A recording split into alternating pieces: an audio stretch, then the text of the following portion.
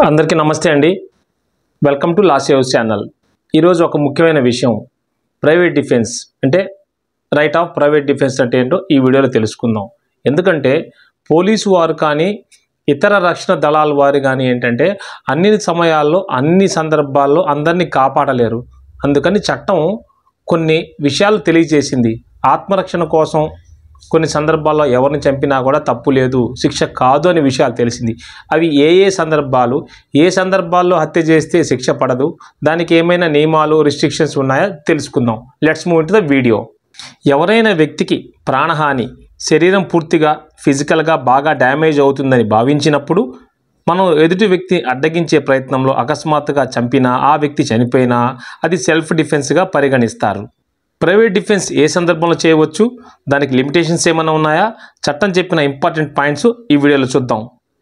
అయితే ఈ చంపడం అనేటటువంటిది ప్రీ ప్లాన్డ్ కాదు, అకస్మాత్తుగా ఆందోళనలో జరిగే సంఘటన కనుక let's move into the main topics. Grievous hurt, ఎవరైనా వ్యక్తి తనను తీవ్రంగా దాడి చేస్తాడు, గాయపరుస్తాడని భావించినప్పుడు అకస్మాత్తుగా ఏదైనా ప్రమాదవశాత్తు ఎవరైనా చనిపోతే అది ప్రైవేట్ డిఫెన్స్ కింద మనం పరిగణించవచ్చు. కమిటెన్స్ ఆఫ్ రేప్ అంటే ఎవరైనా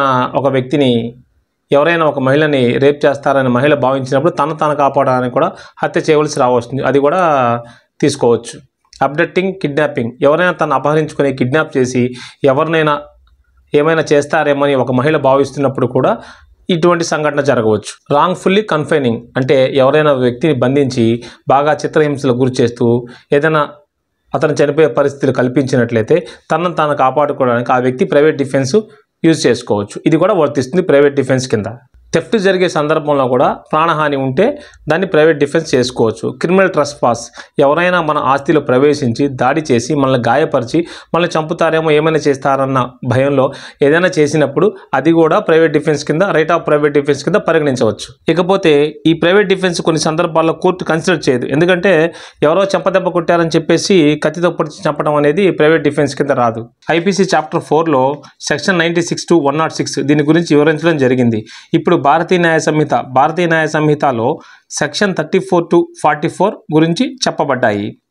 అయితే ఐపీసీలో 103, 104, 105, 106 ఇవన్నీ కూడా ప్రాపర్టీ రిలేటెడ్ ప్రైవేట్ డిఫెన్స్గా ట్రీట్ చేస్తారు.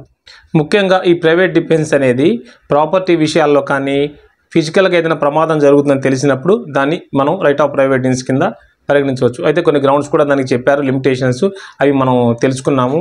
మరో ముఖ్యమైన విషయం ఏమంటే నెక్స్ట్ లిమిటేషన్ యాక్ట్ గురించి తెలుసుకుందాం.